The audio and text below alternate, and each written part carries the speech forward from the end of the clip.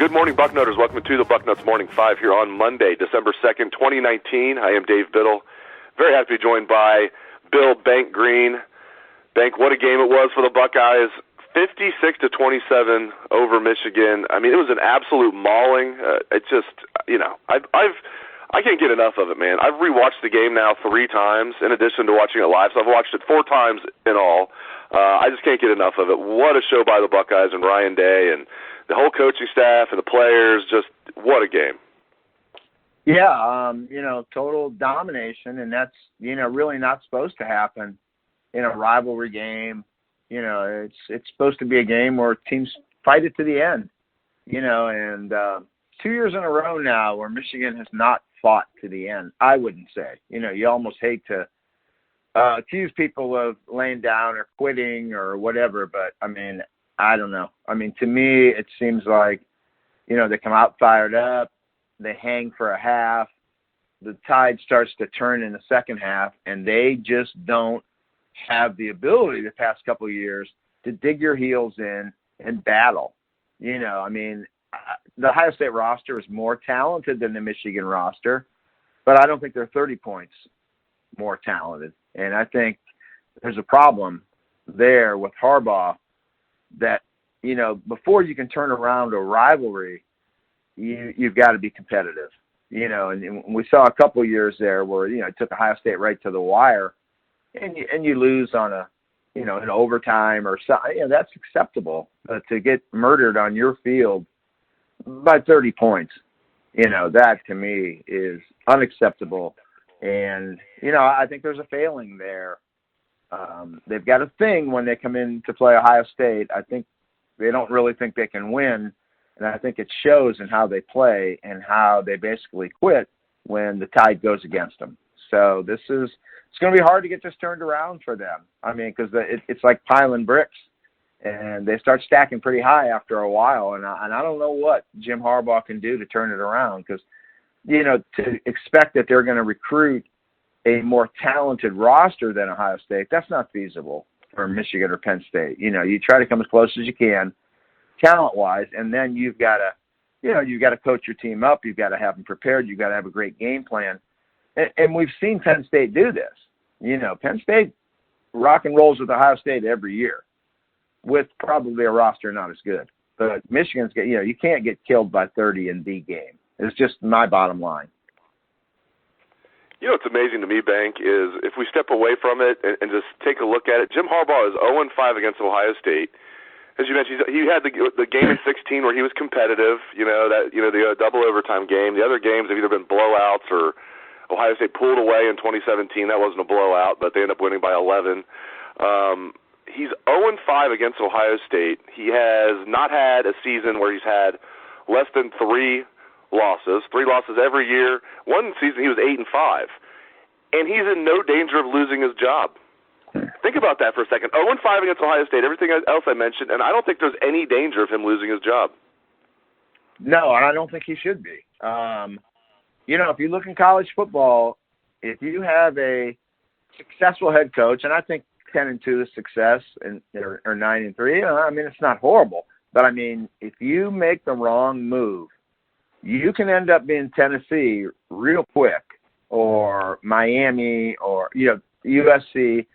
Winning 9 games might not be awesome, but man, you start going to 4-8 with the wrong guy, and you'll long for the days of Jim Harbaugh. So I think I don't think he is in danger of losing his job. I don't think he should be, but I think they're going to maybe put pressure on him, with Don Brown. The loyalty to Don Brown, I think that party's probably going to end after this loss to Ohio State. You can't be giving up 50 points, in a game like this. You just can't. So I think they'll stick with Harbaugh. I think they should stick with Harbaugh, but it's just they're almost in a catch-22 situation. Ohio State went through this with John Cooper. John Cooper's a Hall of Fame coach, and he deserves to be in the Hall of Fame. But you just knew you weren't going to beat Michigan with him as your head coach. He did just enough not to get fired, but not enough to put you where you really wanted to be. And that's kind of where Michigan is right now. Yeah, and just like Cooper, I mean, Harbaugh can't win bowl games either. You know, Cooper, some people will say, well, Cooper was great, but he just couldn't beat Michigan. Well, he couldn't win bowl games either. Cooper was 3-8 in bowl games.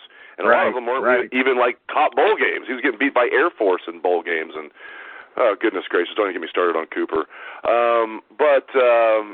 You know, I do want to get to the good things about Ohio State. One more thing about Harbaugh. I think my theory on a big reason why he's struggling is, and you're as close to this as anybody, we all know that the lifeblood of every college football program is recruiting. And specifically for Michigan, the lifeblood of their recruiting has been recruiting the state of Ohio. If you go back to the glory years with Bo, even Lloyd, I mean, Charles Woodson's from Fremont, Ohio. You know, Desmond Howard's from Ohio, Elvis Gerbach's from Ohio. We can go on and on and on and on about players from Ohio that starred at Michigan and led Michigan to wins over Ohio State and led Michigan to big things. I look at Harbaugh, and he's got 24 commitments in his 2020 class, Bank, and he's got 0 from Ohio. And I know he got Nolan Rumler last year, who was a big 4-star recruit. Nolan Rumler has deep ties to Michigan through his family. I don't want to say I don't count that. I mean, you still count it. It counts. But that's like the biggest recruit he's landed from Ohio. And this year he's got 0 out of 24. I mean, you go back and watch some of those games in the 70s, they're introducing the guys. This is before my time, but I like going back and watching the old games, you know, when Archie was playing, and they introduce the guys as they're running out there individually. Half of Michigan's team or more is from Ohio. It's just crazy. And now 0 in their 2020 class. What is Harbaugh doing, Bank, when it comes to Ohio recruiting? And do you think that's a big reason why they're failing up there? Well, I think, you know, they try, but you know, when you look at Ohio the past couple of years, there've really only been, you know, maybe 8, 9, 10 guys that would be considered by both schools, and Ohio State's locking them up. Ohio State's getting who they want. And then Michigan is left with, well, gee, if we're going to recruit Ohio, we're going to be recruiting, you know, guys that Ohio State would never want. So that's kind of their catch-22. And then if you look at the class coming up, the 2021 class, they would love to have Jack Sawyer. They would love to have Ben Chrisman. They'd love to have Reed Carrico. They do have, you know, a good shot at getting Corey Kiner, but I think that, you know, where I had that as 100% in their, you know, in their favor a couple of years or a couple of months ago. Now that percentage keeps dwindling, and now I'm to the point where I think Ohio State's in better shape. You know, they have no chance at Jaden Ballard. They could have no chance for Lorenzo Styles. You know, they want to, but boy, once you get blitzed on the high quality guys, then you're looking at guys, you know, you're looking at the Michigan State and Kentucky level guys then. So I don't know if that's the answer either. You know, the answer was to get those names you mentioned. Yeah, you get another Charles Woodson, they'll take that kid out of Ohio if he exists. But they just, you know, the fence was put up and by Tressel, and it continued through Urban, and Ryan Day's doing the same thing, and they can't break through for the top kids in Ohio. All right, enough of me making fun of Michigan, at least for the next 2 minutes. Let's focus on Ohio State. Let's go right in your wheelhouse. Again, the offensive line. I talk about, you know, I started the show off saying this was a mauling, and it starts right up front, as we all know. This game was going to be won in the trenches. This game was going to be won by who was able to run the ball better. Well, it was Ohio State by a mile. I mean, they were just – this Ohio State offensive line, and Michigan does have an undersized D line, but still, this Ohio State offensive line was just crushing them all day long, and it was so much fun to watch. I'm sure you were just kicking back and just loving watching that, Bank. Well, I like O-line play, and I thought the Ohio State O-line did really a continuation of what they've done all year. You know, they have mashed the ball. Dobbins has had a great year, but you know, if you look at Dobbins this year and Dobbins last year, I think he's in better shape this year.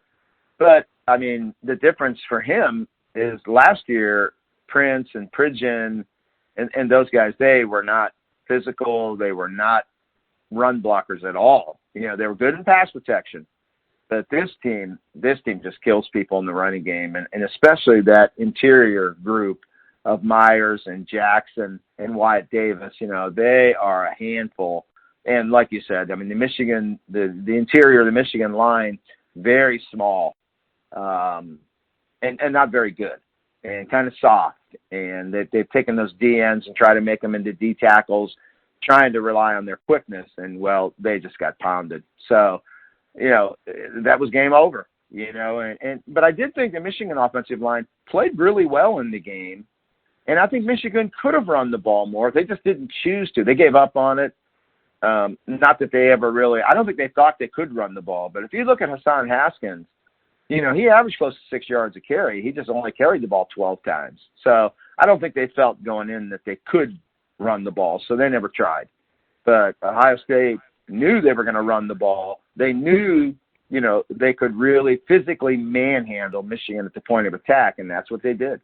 Ryan Day after the game was emotional. It was so cool to see. I mean, he didn't even shed a tear, but you could tell he was fighting it back when he was interviewed right on the field by Jenny Taft. And again, I've rewatched the game like 3 times, so I've rewatched the Ryan Day part probably about 6 times, just rewinding it and just how he just.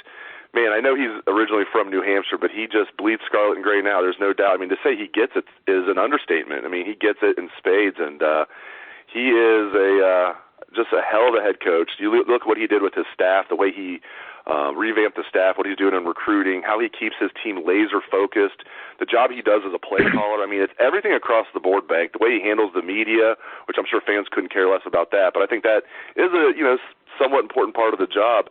He just checks all the boxes, and I just it's almost just stunning when it's not almost stunning. It's stunning to think the Buckeyes have had the success of Jim Tressel, Urban Meyer, and now Ryan Day. I mean, 3. I'll say it. I mean, Ryan Day I think is going to go down as a legend. Is it too early to say it? Probably, but I'll be shocked if he doesn't end up being a legend in this game. And just the Buckeyes are so fortunate to have him. And like I said, it just seems like Bank. He crosses every box you can think of. Well, he is a really genuinely good guy. You know what I mean? And I don't think, I don't watch what I say here, but I don't think we say that about every top head coach across the board in college and the NFL. Ryan Day is a really good guy. Can't say I know him well.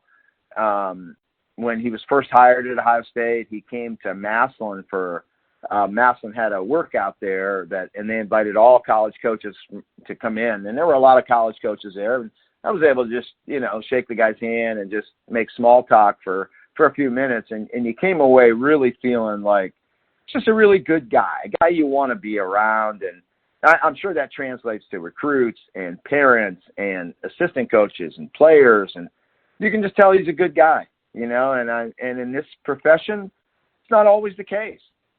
To be a top head coach, there's got to be a little bit of, I don't want to use the wrong word here. I'm trying to think of a word we can use on your podcast. You got to be a little bit of a jerk sometimes. And I don't think that he is.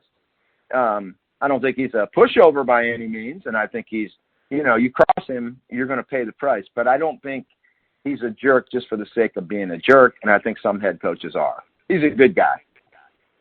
Bank, I should have told you this. We have no FCC regulations at all, as Matt Baxendale has proven many times on this show. We would have gotten fined probably 1 million times if cussing on the Morning Five was not allowed. So if you want to drop a cuss word every once in a while for effect, it's perfectly fine. Let's look at the Ohio State-Wisconsin rematch. I'll be candid. I was rooting for Minnesota just because I wanted to see some fresh blood, not just for this year because obviously Ohio State and Wisconsin played, and Ohio State won 38-7. But this will now be the 3rd time Ohio State's played Wisconsin in the Big Ten championship game, which has only even existed since 2011. So I wanted Minnesota, but we're getting Wisconsin. Your thoughts on this rematch?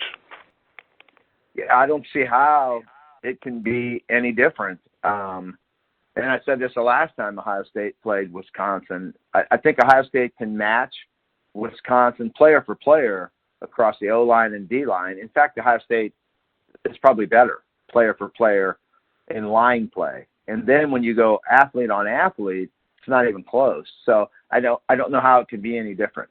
To beat this Ohio State team, you have to be able to throw the football on them. You are not going to line up and play Wisconsin football and beat Ohio State. I don't see how this is different this week unless Ohio State, gets fumbleitis again like they did against Penn State. But I don't see a path for Wisconsin. Just their style of play is not conducive to lining up and beating Ohio State. I don't know. You can't beat Ohio State in a 17-16 game, and that's really what Wisconsin wants to play. Well, it's not going to happen. You can't hold this offense to 16 or 17 or 18. So then you're looking at a game where, You know Ohio State is going to get their 30 to 35. How are you going to find a way to get 30 to 35 when you cannot throw the football? You know, I'm sure Wisconsin would much rather play the old Ohio State teams with J.T. Barrett, when then it becomes more of a who's going to run the ball better, because neither of you can throw it worth a darn. Well, when you went to Haskins and now Fields, it tilted the scales now, where you're not going to get Ohio State to score in the teens or the low 20s. Those days are over. So, you know, until Wisconsin, you know, goes to recruiting the Justin Fields types where they can have, you know, a big-time passing offense to go along with running the ball, they are not going to be, well, they, you know, you don't see them in the playoffs as it is now, and they're not going to be. Their style of play is very conducive to, you know, going 10-2, winning the Big Ten West, going to a great bowl game, and that's fine. That's who they are. But to beat Ohio State, if Ohio State doesn't turn it over 3 or 4 times, I don't think there's a path for Wisconsin to win the game. Excellent stuff as always from Bill Bank Greene. Really appreciate it, Bank, and I appreciate all the listeners out there for tuning into the show. Hope everyone has a great day. Let's hear that Buckeye swag, best damn band in the land.